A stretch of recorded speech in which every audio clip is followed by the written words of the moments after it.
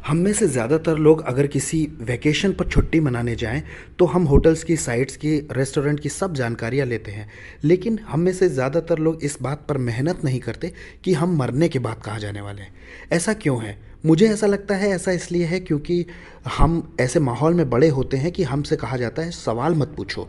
लेकिन सवाल ना पूछना हमें धोखे में ला सकता है, हम गलत हो सकते हैं। बाइबल में यीशु के अलावा सबसे बुद्धिमान इंसान सुलेमान ने कहा कि एक ऐसा रास्ता है जो सही दिखाई देता है लेकिन उसके अंत में मौत है।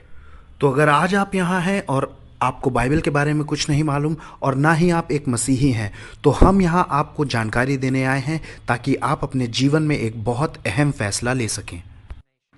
11 साल पहले 23 नवंबर 1998 को मुझे ये एक्सपीरियंस हुआ। और जब ये सबसे पहले हुआ तो मैंने किसी को नहीं बताया, क्योंकि ऐसा बोला जाना कि तुम नर्क होके आए हो, वाह, ये मेरे लिए थोड़ा सा असहज है। सबसे पहले ये मैंने अपने करीबी मित्र को बताया, 2 हफ्ते बाद अपने माँ बाप को, और फिर उस दोस्त ने मुझसे कहा अपनी बाइबल स्टडीज़ में आने के लिए। हमने वहाँ बताया और उसके बाद हम जगह जगह बुलाए जाने लगे अपनी इस गवाही देने के लिए। हमने हर जगह, रेडियो पर, टेलीविज़न पर, जहाँ जहाँ भी चर्चेज़ में हमें बुलाया जाता, हम जाकर गवाही देते थे। हमने 7 सालों तक ऐसा ही किया। हर हफ्ते मेरी पत्नी 2 दिन की छुट्टी लेती और हम पूरे देश में जहाँ जहाँ भी हम बुलाए जाते, हम जाकर गवाही देते थे। इसके लिए हमने कभी किसी से कोई खर्चा नहीं मांगा और ना ही कोई पैसा लिया। हम अपने खर्चे खुद उठाते थे।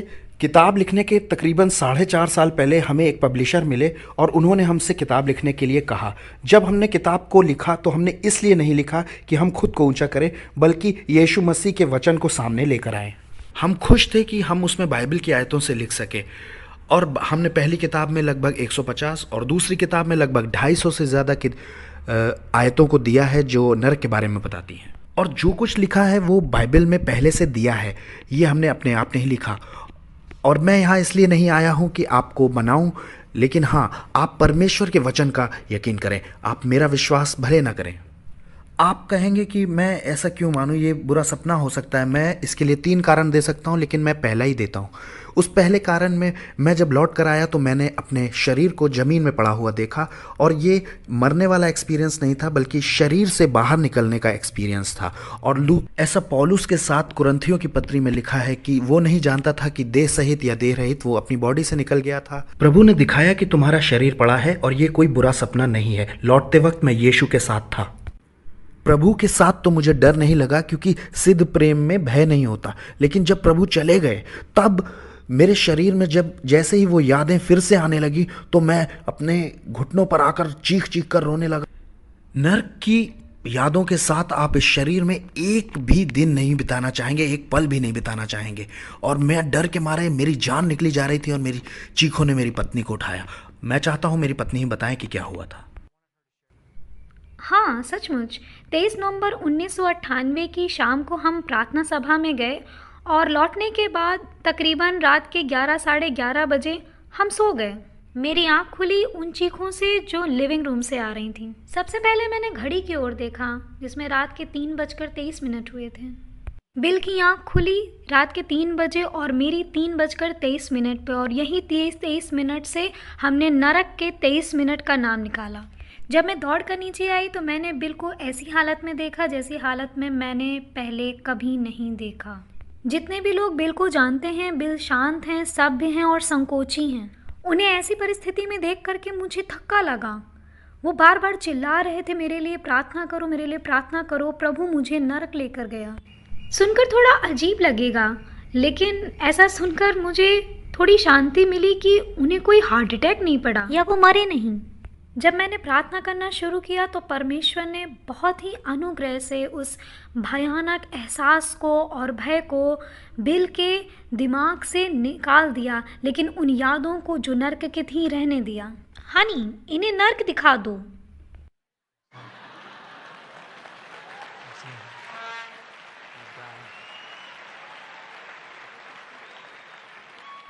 संडे की शाम थी, हम प्रार्थना सभा में गए और जब लौटे तो सब कुछ साधारण सा था।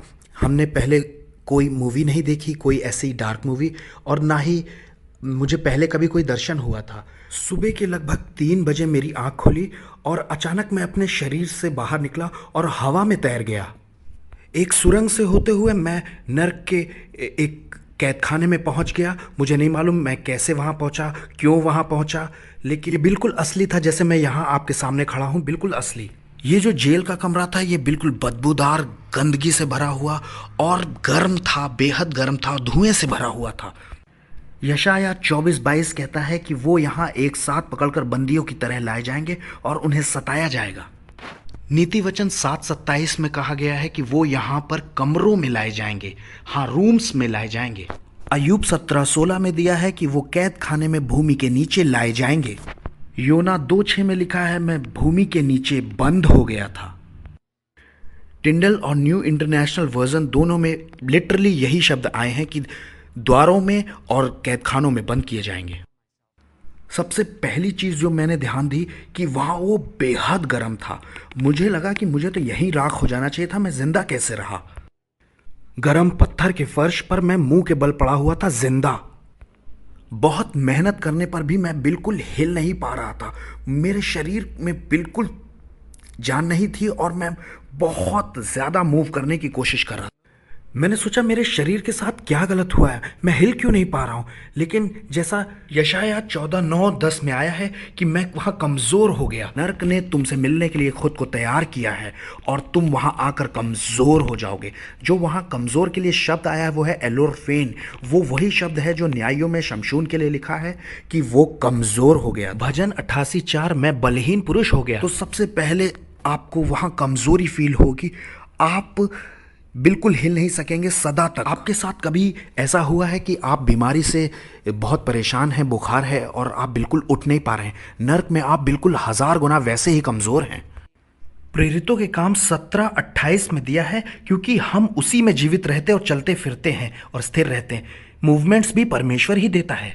मैंने अपनी आंखें उठाई तो वहां मैंने सामने 2 भयंकर जीवों को, जानवरों जैसे जीवों को देखा। ये शैतान के दुष्ट दूत थे, इनके शरीर पर चकत्ते थे, इनकी आंखें अजीब सी थी, इनका मुंह में बर्छियों जैसे दांत थे और इनके 1 फुट से ज़्यादा लंबे नाखून थे।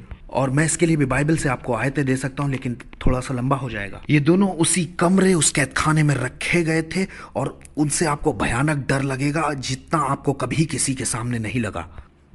वो परमेश्वर की निंदा कर रहे थे और बड़ी गंदी गालियाँ निकाल रहे थे और तब वो परमेश्वर से घृणा करते थे, नफरत करते थे। हम जानते हैं कि घृणा और नफरत करना नर्क से ही आता है। जब वो निंदा कर रहे थे तो उनमें से एक आया और उसने मुझे पकड़ा और दीवार पर कसकर पटक कर मारा। मेरा वजन उनके लिए इस गिलास जितना था और बहुत ज्यादा ताकतवर थे वो।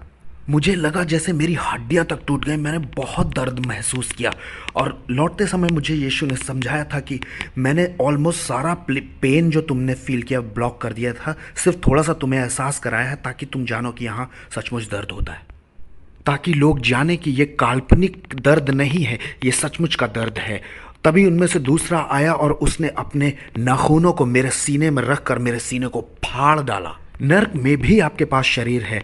मत्ती 10:28 में लिखा है कि उससे डरो जिससे जो तुम्हारे शरीर और आत्मा दोनों को घात कर सकता है।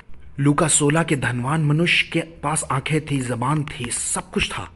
मैंने ध्यान दिया कि मेरे अंदर से कुछ लहू या पानी नहीं निकला, क्योंकि लय व्यवस्था 17:11 कहता है कि जीवन लहू में है और नर्क में कोई जीवन, इसीलिए नर्क में कोई भी लिक्विड या खून पानी जैसी कोई चीज नहीं। जकरिया 9:11 में दिया है कि तेरे बंदी ऐसे स्थान पर लाए जाएंगे जहां पानी नहीं है, एक बूंद पानी भी नहीं है। फिर मैंने महसूस किया कि किसी ने मुझे बाहर निकाला।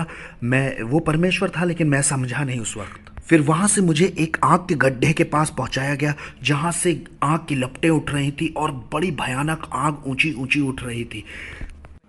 वहां आग के थक्के उड़ रहे थे और लावे जैसा कुछ बह रहा था। और ये पहली बार था जब मैंने इंसानों को देखा। हाँ, उनकी आवाज़ें मुझे सुनाई दे रही थी और वो दर्द में बहुत बुरी तरह से चीख रहे थे। और वो 1-2 नहीं, बहुत सारे इंसान थे। वो दर्द में चीखने की आवाज़ें आपके दिल को चीर देंगी। यशाया 57:21 में दिया है कि दुष्टों के लिए परमेश्वर ने कोई शांति नहीं रखी, नर्क में सदा के लिए कोई शांति नहीं। और वहाँ इंसान जो थे वो उनको आग की लपटों में गड्ढे में पड़े हुए मैंने देखा। और ये कोई काल्पनिक आग नहीं है, ये मन गढ़ंत आग नहीं, ये सचमुच में सच्ची आग ही थी जिससे आदमी जलता है। भजन 11:6 में दिया है कि वो दुष्टों पर अपने फंदे बरसाएगा और प्रचंड लू उनके कटोरों में बांट दी जाएगी। भजन 140:10 उन पर अंगारे डाल दिए जाएं और वो आग में गिरा दिए जाएं, ऐसे गड्ढों में गिरें कि फिर ना उठें। मत्ती 13:39 स्वर्गदूत धर्मियों को दुष्टों से अलग कर अग्नि कुंड में डालेंगे। मैं और भी आयतें बाइबल से दे सकता हूं कि वो सचमुच में आग ही थी, लेकिन मैं सिर्फ एक देता हूं। जैसा प्रकाशित वाक्य में दिया है कि महाक्लेश काल में जब अग्निकुंड खोला गया तो उससे धुआं निकला जिसने हमारे आकाश को ढक लिया। अब आकाश में धुआं तभी ढक सकेगा जब सचमुच में आग होगी तब। अगर आग काल्पनिक होगी तो धुआं निकलेगा ही नहीं, लेकिन अगर आग सचमुच में होगी तो ही धुआं निकलेगा। लूका 16 में धनवान पुरुष सिर्फ एक बूंद पानी मांग रहा है। अगर वो आग सिर्फ काल्पनिक है तो वो पानी की एक बूंद क्यों मांग रहा है? बाइबल में 46 आयत हैं जो यीशु ने बोली है नरक के बारे में, जिसमें 18 सिर्फ नरक की आग के बारे में है। मैं समझ गया था कि मैं नरक के नीचे वाले गड्ढे में हूं, और बाइबल में 49 आयतें हैं कि नरक आखिर है कहां। यहेजकेल 26:20 और गिनती 16 और ऐसी ही 49 आयतें हैं। मैं नर्क के नीचे वाले गड्ढे में था, और प्रकाशित वाक्य में दिया है 20:13 में कि नर्क और अधोलोक मृत्यु उठाकर आग की झील में डाल दिए गए न्याय के दिन। मैं समझ चुका था कि यहाँ सताने के लिए अलग अलग स्थान है और दर्द देने के अलग अलग स्तर हैं। मुझे ये तो नहीं मालूम कि मैं कौन से स्तर पे था, लेकिन वहाँ सब कुछ अलग अलग है। आपको याद है यीशु ने कहा, फरीसियों तुम ज्यादा दंड भुगतोगे, और उस नगर की दशा सदोम और अमोरा से अधिक दंडनीय ठहरेगी। इब्रानियों 10:28 सोचो वो कितने ज्यादा दंड के योग्य ठहरेगा जिसने परमेश्वर के पुत्र के लहू को पांव से रौंदा है। लूका 12:47 वो दास जो तैयार न रहा वो ज्यादा मार खाएगा। देखिए, मैं ये समझाना चाह रहा हूं कि नरक में ऐसी कोई जगह नहीं है जहां आप आराम से रह ले जाएं। वो सबकी सब जगह ही दर्दनाक है और आप उसको सह नहीं पाएंगे। और एक बूंद पानी आपके लिए बहुत कीमती है। ऐसा समझिए जैसे आप महीनों से दौड़ रहे हैं रेगिस्तान में बिना पानी के। मैं बुरी तरह से सिर्फ एक बूंद पानी चाहता था, और आपको वो एक बूंद पानी कभी नहीं मिलेगा।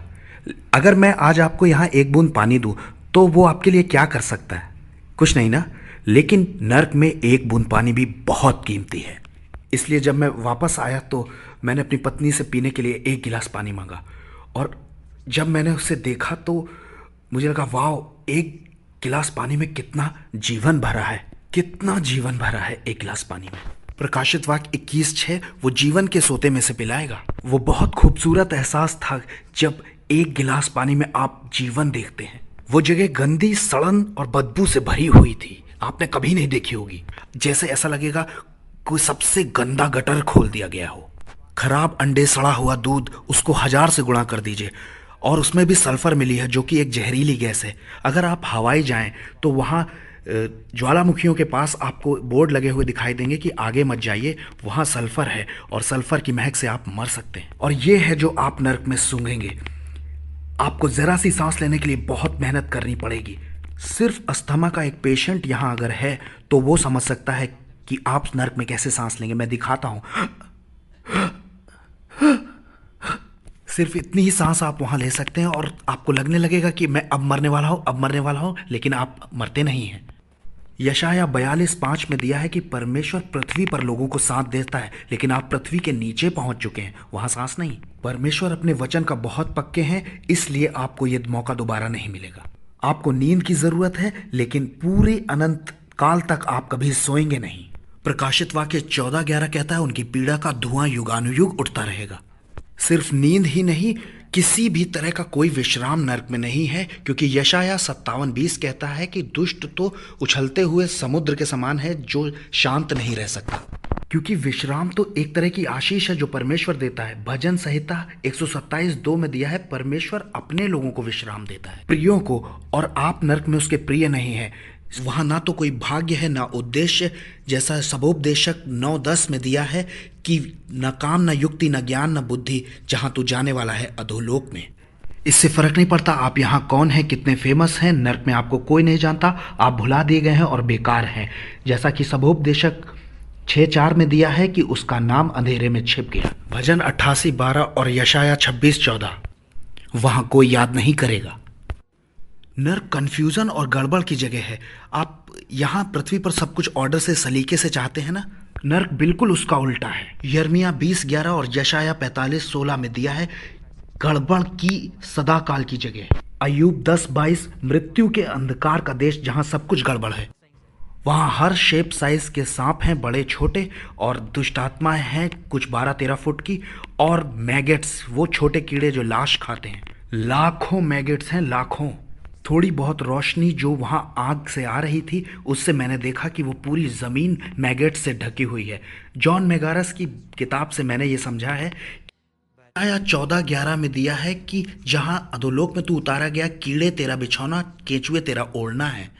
जॉन मेगास ने इसी शब्द का इस्तेमाल किया है, मैगेट। और मैगेट ऐसे कीड़े हैं जो इंसान या मरे हुए जानवर का मांस तब तक खाते हैं जब तक वो खत्म ना हो, और नर्क में आपका मांस कभी खत्म नहीं होगा। इसीलिए यीशु ने कहा है कि देखो कि वहां तेरा कीड़ा नहीं मरता और तेरी आग नहीं बुझती। कीड़ों के लिए जो शब्द वहां आया है वो भी मैगेट्स ही है। मुझे ये बातें पता नहीं थी, लेकिन सोचिए वो कीड़े हमेशा जिंदा रहेंगे, जैसा कि अय्यूब 24:20 में आया है। क्या ये सचमुच घिनौना नहीं है? डर का जो स्तर आप नर्क में महसूस करेंगे वो आपकी कल्पनाओं से भी परे है। मैं इसकी तुलना करना चाहूँगा अपने जीवन के एक खतरनाक अनुभव से। मैं जब 16 साल का था तो मैं सर्फिंग किया करता था फ्लोरिडा कोको बीच पर। वहाँ शार्क आ गई और मेरे बगल वाले व्यक्ति का वो पैर खा गई। वहाँ लगभग 30 से ज़्यादा शार्क थी और 100 से ज़्यादा लोग थे, और शार्क वापस आई। हम सब किनारे की तरफ भागे और मैं अपने घुटनों पर अपने बोर्ड पर, जो कि 9 फुट का था, उस पे था, और वो मेरे बोर्ड से लंबी थी। न्यूज़पेपर में बताया गया कि वो टाइगर शार्क थी। शार्क वापस आई और उसने अपना मुंह घुमाया। उसके दांत इतने लंबे थे और उसका मुंह इतना खुला हुआ था। मैंने जब उसे देखा तो वो वापस आई और उसने मेरे बोर्ड के 2 टुकड़े कर दिए और उसने मेरे पैर से पकड़कर मुझे पानी के अंदर खींच लिया। आप कल्पना कर सकते हैं मुझे कितना डर लगा होगा। मेरा डर कुछ भी नहीं था उस डर के आगे जो मैंने नर्क में महसूस किया। अगर तुलना की जाए तो ये डर तो कहीं दर्ज भी नहीं होगा। भजन 73, 17, 18 में दिया है कि तू उन्हें फिसलने वाले स्थानों में रखता है और वो घबराते घबराते नष्ट हो गए। खैर, शार्क से मैं बच गया। ये परमेश्वर का चमत्कार था, सही ना? उसने अपना मुंह खोल दिया और मैं बच गया, और मेरे पांव पर आज तक कोई निशान भी नहीं है। शार्क से पांव छूटने पर उस पर निशान ना हो, और वो भी टाइगर शार्क से, असंभव है। ये परमेश्वर का ही हाथ था। और जानते हैं, उस वक्त मैं मसीही नहीं था, और इस घटना के बाद मुझे तुरंत उद्धार मिल गया। Praise God, thank you Lord. मैंने अपनी पत्नी के बारे में सोचा, क्योंकि मैं सिर्फ अपनी पत्नी से क्लोज हूँ। मैंने उसे महसूस किया, लेकिन मैं वहाँ से कभी नहीं निकलूँगा, ना उसको कभी देख पाऊँगा। उसे बिल्कुल पता नहीं है कि मैं कहाँ हूँ। अय्यूब 7:9 कहता है, वैसे ही अधोलोक में उतरने वाला वहाँ से लौट नहीं सकता। मत्ती 18:34 कहता है कि वो सताने वालों के हाथ में, टॉर्मेंटर्स के हाथों में छोड़ा जाएगा। भजन 50:22, परमेश्वर को भूलने वालों मैं तुम्हें फाड़ दूंगा। मत्ती 24:51 कहता है कि वो कपटियों के साथ ताड़ना पाएगा और रोना और दांत पीसना होगा। भजन 116:3 कहता है कि मृत्यु की रस्सियां चारों ओर थी, अधोलोक की सकेती में पड़ा हुआ मैं संकट और शोक भोग रहा था। मैं और आयतें दे सकता हूँ। भजन 74:20 में लिखा है, देश के अंधेरे स्थान अत्याचार के घरों से भरपूर हैं। अत्याचार, क्रुएलिटी, मतलब हमास। जो शब्द आया है वो है हमास। हमास शब्द की अगर आप गहराई में जाएंगे तो उसका अर्थ है उपद्रव, नष्ट होना, विनाश करना और सच्ची घृणा। दुष्ट आत्माएं आपसे घृणा करती हैं और आप अपने प्रियों को कभी नहीं देखेंगे। आपने देखा होगा उस गड्ढे में सबको एक साथ रखा गया है, लेकिन सच में ऐसा नहीं है। सबको अलग अलग रखा गया है। हम किसी से बात करके खुश होते हैं, हमें अच्छा लगता है किसी से मिलना, बात करना, लेकिन नर्क में ऐसा नहीं होगा। आप कभी किसी से कोई बात नहीं कर सकेंगे। आप अकेले अंधकार में पड़े रहेंगे, क्योंकि हमारी आत्मा कभी मरती नहीं है। इसलिए आपको हमेशा ऐसे ही रहना है। परमेश्वर ने हमें अपनी समानता स्वरूप में बनाया। आप चाहे कुछ भी कर लें, ये सब कुछ ऐसे ही चलता रहेगा। आप कहेंगे बिल, ये नर्क इतना भयानक क्यों है? मैं यहाँ कुछ समझाना चाहूँगा। मत्ती 25:41 में यीशु ने कहा है कि नर्क शैतान और उसके दूतों के लिए बनाया गया था, और ये शब्द तैयार किया गया था। ये शब्द यूहन्ना 14:2 में भी मिलता है। यहाँ यीशु कहते हैं कि मैं स्वर्ग में तुम्हारे लिए जगह तैयार करने जाता हूं। जब उसने नर्क प्रिपेयर किया, इसका मतलब उसने अपने सारे गुणों को उस नर्क से बाहर रखा। याकूब 1:17 कहता है, हर एक उत्तम चीज ऊपर से ज्योतियों के पिता से मिलती है। जब परमेश्वर ने नर्क का निर्माण किया तो उसने अपने आप को, अपने गुण को उससे बाहर निकाल लिया। नर्क में अंधेरा है क्योंकि पहला यूहन्ना 1:5 कहता है परमेश्वर ज्योति है। नर्क में मृत्यु है क्योंकि परमेश्वर जीवन है। यूहन्ना 1:4। नर्क में सिर्फ घृणा है क्योंकि पहला यूहन्ना 4:16 कहता है परमेश्वर प्रेम है। नर्क में कोई दया नहीं, 36:5 भजन कहता है परमेश्वर की दया स्वर्ग में है। नर्क में कोई ताकत नहीं क्योंकि परमेश्वर सामर्थ है, भजन 18:32। नर्क में कोई पानी नहीं क्योंकि व्यवस्था विवरण 11:11 कहता है स्वर्ग की वस्तु पानी है। नर्क में कोई शांति नहीं क्योंकि यशायाह 9:6 कहता है वो शांति का राजकुमार है। तो देखा आपने, किसी परिस्थिति में से अगर परमेश्वर निकल जाए या परमेश्वर स्वयं को बाहर निकाल ले तो सारी अच्छाई उसके साथ ही बाहर चली जाती है। अगर आप उसका इनकार करना चाहते हैं तो एक स्थान है जो आपके लिए है जहां परमेश्वर नहीं है। धीरे धीरे मैं सुरंग से ऊपर आने लगा और अचानक एकदम से मैंने एक बहुत तेज रोशनी देखी। मैं तुरंत समझ गया कि वो कौन है। मुझे पूछना नहीं पड़ा। मैं बोला यीशु। उसने कहा मैं हूं। मैंने जो रोशनी देखी वैसी रोशनी मैंने पहले कभी नहीं देखी। मैंने एक व्यक्ति की आकृति को देखा।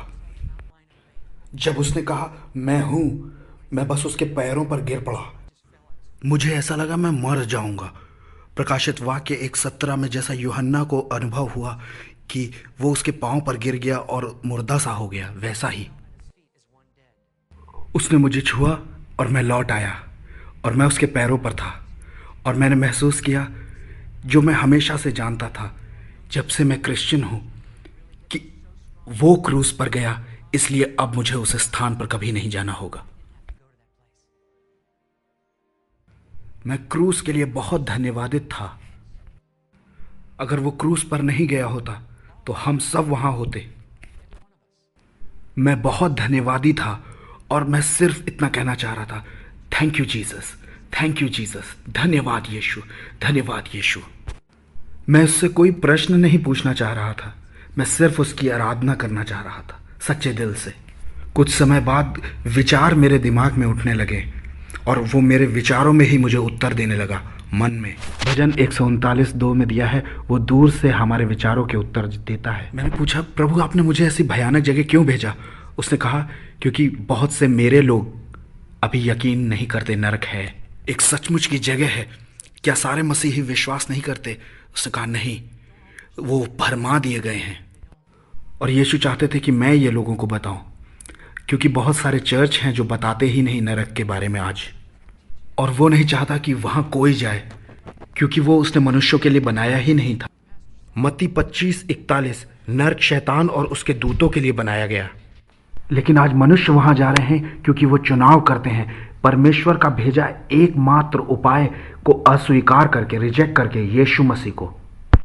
मैंने पूछा प्रभु वो डीमंस मुझसे इतनी नफरत क्यों करते थे? उसने कहा क्योंकि वो मुझसे नफरत करते थे और तुम मेरी इमेज में बनाए गए हो। याद है यूहन्ना 15:18, तुमसे पहले उन्होंने मुझसे बैर किया। उत्पत्ति 1:26, हम उसके स्वरूप में हैं। जितनी भी बुराई आज हम इस संसार में देखते हैं, बुखार, बीमारी, कैंसर, ये सब नर्क से आता है। जब मैं वहां था तो मैं इस बात को बहुत अच्छी तरह से समझ गया था कि ये नर्क का है। ये सब डिमोनिक रेल्म से आता है, वो उन डीमंस के काम है और लोग परमेश्वर को दोषी ठहराते हैं। ये परमेश्वर की ओर से कभी नहीं था। यीशु ने कहा मैं इसलिए आया कि तुम बहुतायत का जीवन पाओ, लेकिन शत्रु इसलिए आता है कि वो चोरी करे, घात करे और नष्ट करे। ये परमेश्वर की ओर से नहीं है, वो तो जीवन का दाता है। मैंने पूछा प्रभु आपने मुझे क्यों चुना? इसका उसने कोई उत्तर नहीं दिया, इसलिए मुझे कोई आइडिया नहीं कि उसने मुझे क्यों चुना। मैं कोई बिली ग्राहम तो नहीं हूं, मैं तो एक साधारण सा जमीन के सौदे कराने वाला इंसान था। मैं तो साफ सुथरा और सुलझा हुआ रहना चाहता हूं, और नर्क तो बिल्कुल उल्टी जगह है। हम सभी देखिए साफ सुथरे रहना चाहते हैं। मैं डराना नहीं चाहता, लेकिन गर्मी का मौसम ही मेरे लिए बहुत है। मैं समझा कि इस बात से कोई फर्क नहीं पड़ता कि उसने मुझे क्यों चुना। हम सबको एक विशेष कार्य दिया गया है।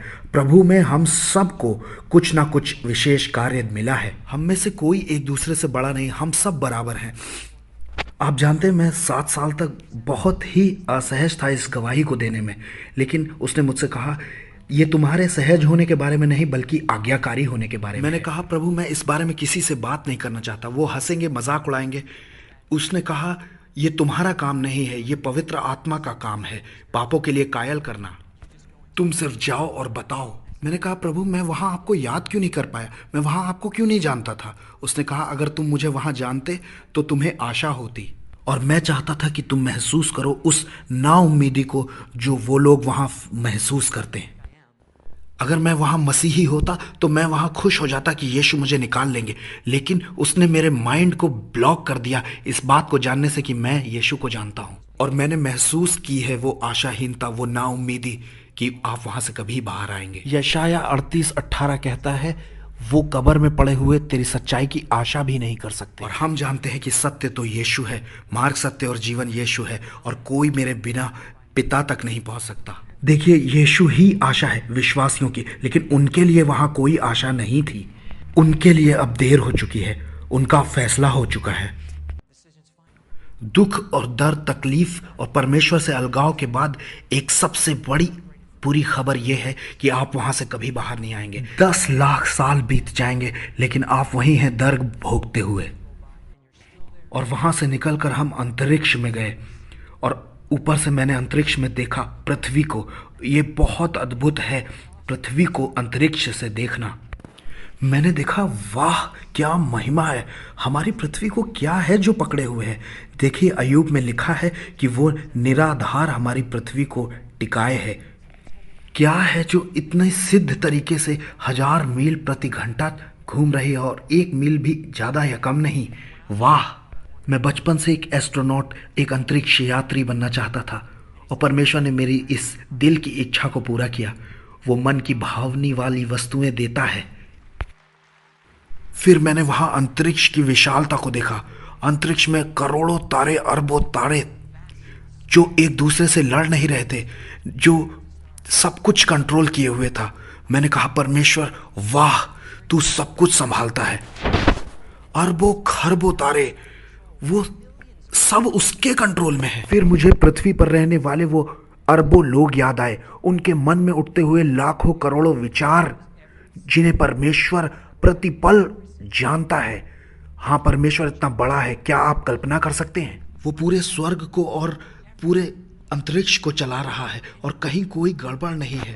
हर एक चिड़िया जो भूमि पर गिरती है वो उसे जानता है। हर वो बाल जो आपके सिर पर है उसे जानता है, जो रोज बदल रहा है। और बाल भी हर समय बढ़ रहे हैं। मैं परमेश्वर की वो सारी क्रिएशन का आनंद उठा रहा था, और उसने मुझसे मुड़ करके देखने को कहा। मैंने उसी टनल को, उस सुरंग को फिर से देखा, और उसमें मैंने जाते हुए लोगों को देखा, एक के बाद एक, एक के बाद एक, एक के बाद एक, उसी टनल से जिससे हम निकले थे। और फिर यीशु रोने लगे, क्योंकि वो नहीं चाहते कि वहाँ कोई जाए। यहेजकेल 33:11 में दिया है कि वो दुष्टों की मौत से खुश नहीं होता। और लोग एक के बाद एक उस गड्ढे में गिर रहे थे, और यीशु चाहते थे कि मैं ये देखूं ताकि मैं गवाही दे सकूं। और मैं खड़ा नहीं रह पाया ये देखकर, और उसने मुझे महसूस कराया उसके दिल का वो हिस्सा, परमेश्वर का प्रेम, परमेश्वर की दया, उसका तरस। इफिसियों 3:19, मसीह के प्रेम को जानो जो ज्ञान से परे है। जानते हैं, परमेश्वर ने नहीं ठहराया कि ये व्यक्ति नरक जाएगा और ये व्यक्ति स्वर्ग जाएगा। वो तो हम खुद ही जब अपने लेखा देने की उम्र में आते हैं, अपने आप ही नरक जा रहे हैं। परमेश्वर तो इसलिए आया कि हम उस सड़क पर ना चलें। मुझे पसंद है जो रेनहार्ड बोंकी कहते हैं कि प्रभु ने हमें बचाने के लिए वो सब कुछ सहा है, इसलिए हम सब का फर्ज बनता है कि हम क्रूस की ओर देखें, कि हम परमेश्वर के अधीन हों और मान लें कि हम पापी हैं और हमें यीशु की ज़रूरत है।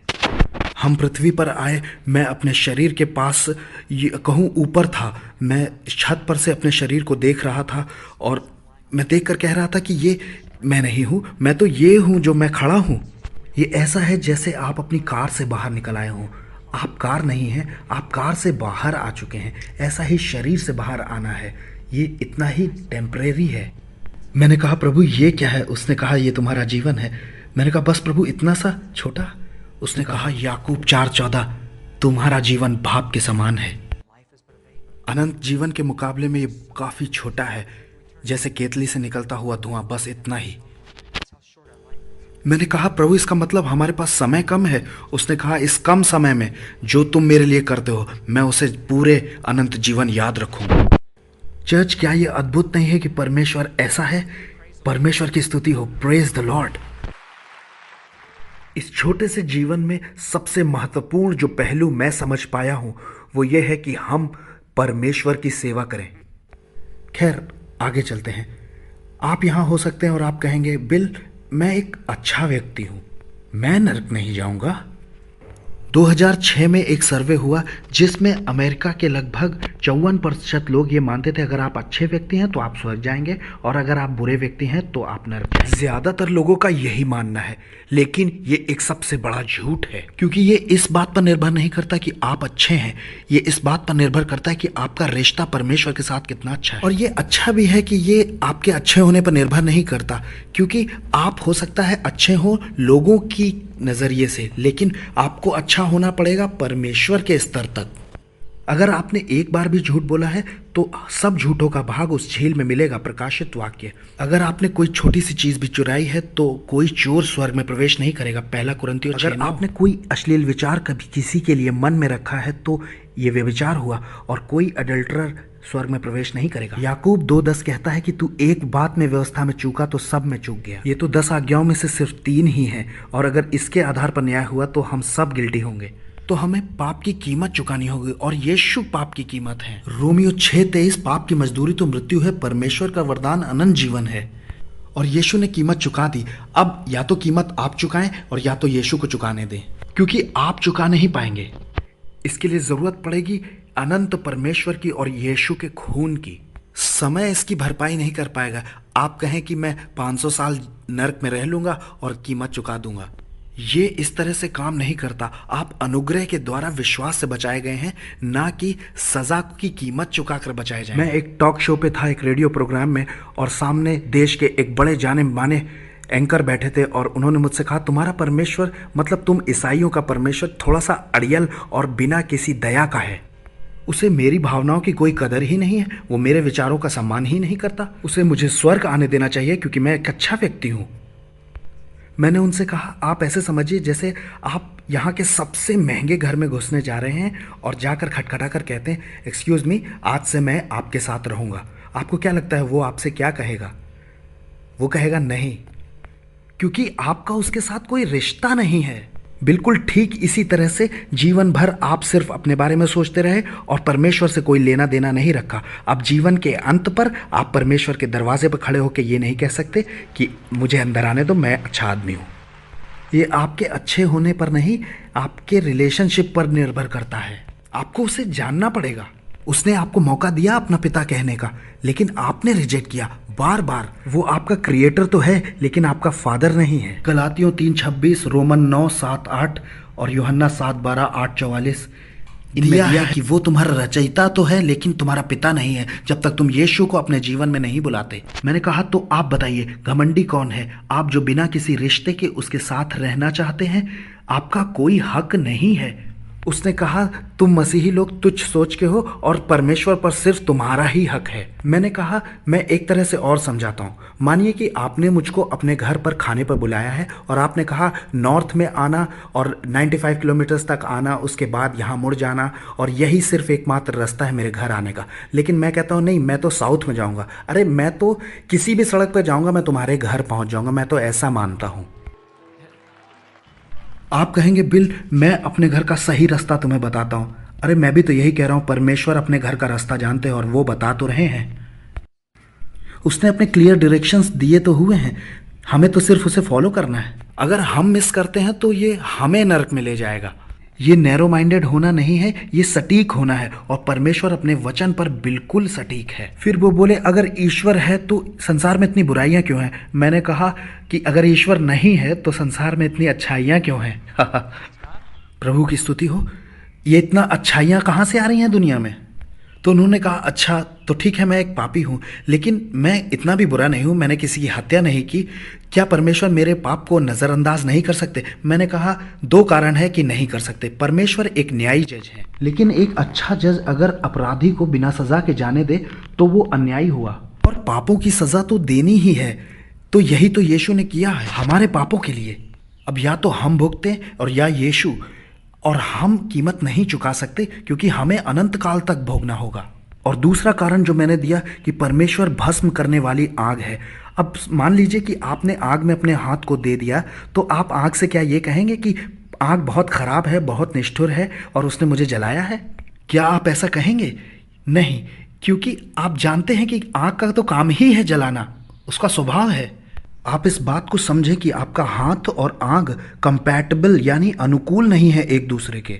इसी तरह से एक पापी मनुष्य और परमेश्वर कंपैटिबल यानी अनुकूल नहीं है एक दूसरे के। हम उसकी उपस्थिति में खड़े नहीं हो सकते, हम भस्म हो जाएंगे क्योंकि वो भस्म करने वाली आग है। क्या आप देख रहे हैं? तो फिर कैसे एक पवित्र परमेश्वर के सामने मनुष्य कभी खड़ा हो सकेगा? हमें बिना पाप का होना पड़ेगा, और उसका भी सिर्फ एक ही रास्ता है कि कोई आए और ऐसा सिद्ध जीवन जिए और बिना पाप का जीवन, जो एक भी बार पाप न किया हो, और वो कोई यीशु है। यीशु कहेंगे कि वो परफेक्ट जीवन मैंने जिया है और इसलिए अब मैं इनके पापों के बदले अपनी धार्मिकता इन्हें देता हूँ, और इन्हें अपने कामों पर नहीं बल्कि मुझ पर विश्वास करना होगा। तीतुस 3:5 कहता है, अपने धार्मिकता के कामों से नहीं बल्कि परमेश्वर के अनुग्रह और प्रेम और दया के द्वारा हमें उद्धार मिला। उसने अपने पवित्र खून के द्वारा हमारे पाप क्षमा किए हैं, और हम वहाँ ऐसे खड़े हो सकते हैं जैसे हमने कभी पाप नहीं किया, क्योंकि हमारे पाप धो दिए गए हैं। क्या ये अद्भुत योजना नहीं है जो परमेश्वर ने हमारे लिए की? धन्यवाद हो प्रभु का कि उसने ऐसी योजना बनाई। लोग शिकायत करते हैं कि उसने एक ही रास्ता बनाया। अरे उसने एक तो बनाया, अरे कोई कंफ्यूजन नहीं, सिर्फ एक, और ये स्वर्ग की दिशा है। यूहन्ना 3:36 कहता है, जो पुत्र पर विश्वास करता है अनंत जीवन उसका है, परंतु जो पुत्र को नहीं मानता और जीवन को नहीं देखेगा, परंतु परमेश्वर का क्रोध उस पर रहता है। कैसे जान सकते हैं आप इस पुत्र को? 2 रास्ते हैं। आपको पश्चाताप करना है। लूका 3:13, यदि तुम मन न फिराओगे तो इसी रीति से नष्ट होगे। मन फिराने का मतलब है मुंह मोड़ना अपने पापों से। ऐसे नहीं कि आपने मान लिया कि वो परमेश्वर का पुत्र है, मैं एक पापी हूं। आपको अपना पूरा भरोसा उस पर रखना पड़ेगा। मैं अपने आप को बचा नहीं सकता और मैं पाप करना नहीं चाहता, मैं तो बस आपके पीछे चलना चाहता हूं। रोमियो 10:9-10 कहता है, यदि हम अपने मुंह से अंगीकार करें और अपने मन से विश्वास करें कि परमेश्वर ने उसे मरे हुओं में से जिलाया तो हम निश्चय उद्धार पाएंगे। यूहन्ना 14:6 में यीशु ने कहा, मार्ग, सत्य और जीवन मैं ही हूं, मेरे बिना कोई पिता तक नहीं पहुंच सकता। मैं किसी के विश्वास का निरादर करना नहीं चाहता, लेकिन मैं रोकूंगा आपको एक ऐसे विश्वास को करने से। आपके लिए यीशु मरे, एकमात्र रास्ता यीशु ही है। आई डोंट केयर कि आप किस विश्वास के साथ बड़े हुए हैं, लेकिन यीशु एकमात्र रास्ता है। लेकिन जानते हैं, आपको चुनाव का मौका दिया गया है। यही तो प्रेम करता है, प्रेम चुनने का अधिकार देता है। वो हमें रोबोट बना सकता था, लेकिन उसने ऐसा नहीं किया। उसने हमें स्वतंत्र इच्छा दी ताकि हम उसे चुन सकें। आखिरी आयत, प्रकाशित वाक्य 20:15, जिस किसी का नाम जीवन की पुस्तक में लिखा हुआ ना मिला, वो आग की झील में डाला गया। परमेश्वर के पास एक किताब है, न्याय के दिन वो किताब आपके सामने खोली जाएगी। अगर आपका नाम उसमें नहीं लिखा होगा या आपने उद्धार प्राप्त नहीं किया, तो कितना भयानक होगा कि तुम्हारा नाम इस जीवन की पुस्तक में नहीं है। मेरे सामने से दूर हो जाओ और उस अनंत आग में चले जाओ जो शैतान और उसके दूतों के लिए तैयार की गई है। ये आपके जीवन के सबसे खराब शब्द होंगे जो आपने सुने, क्योंकि परिणाम हमेशा के लिए है। इसलिए मैं एक सवाल आपसे पूछता हूँ, क्या आपका नाम उसके जीवन की पुस्तक में है?